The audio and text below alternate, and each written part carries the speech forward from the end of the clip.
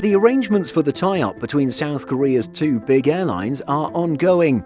In November 2020, Korean Air announced it would spend $1.3 billion buying a 63.9% stake in local competitor Asiana. The deal would see a single South Korean full-service airline in the skies. So where is this merger now? The newly merged Korean Air would have 42.2% of all seats sold on domestic routes. It would also own around 37.5% of international seats sold flying in and out of South Korea. In contrast, 2019 saw Korean Air operate just 22.2% of international and 22.9% of domestic seats. In mid-December, the two airlines announced an inter-airline agreement that would provide integration with baggage transfers, boarding passes, and seat assignments.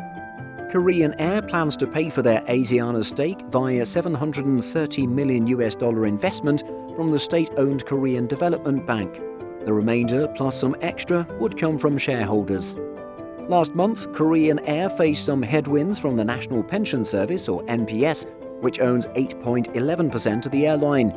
It said last week it would veto changing the articles of incorporation, which would increase the number of authorized shares from 250 million to 700 million. Korean Air made the decision without due diligence, and the contract may be disadvantageous for Korean Air, the Business Korea news site reported NPS saying.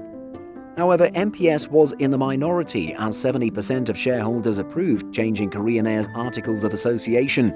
With that obstacle out of the way, the airline must now file antitrust documents to authorities in South Korea, United States, the European Union, China, and Japan. Korean Air will offer more shares for sale to its shareholders to raise funds for the Asiana merger and announce plans for a post-merger integration plan. On the surface, it might look like a clear run for Korean Air following shareholder approval. However, antitrust bodies may not be wowed by the Asiana deal.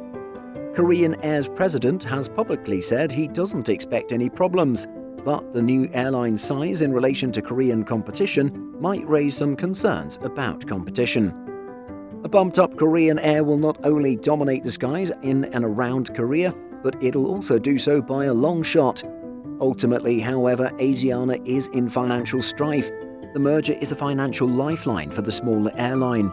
In the event the deal is blocked, Asiana may collapse, and antitrust regulators might just see the Korean Air buyout as the lesser of two evils. What do you think? Are you in favor of the Korean Air merger with Asiana? Post a comment and let us know. Did you know that we publish over 175 stories every single week on simpleflying.com?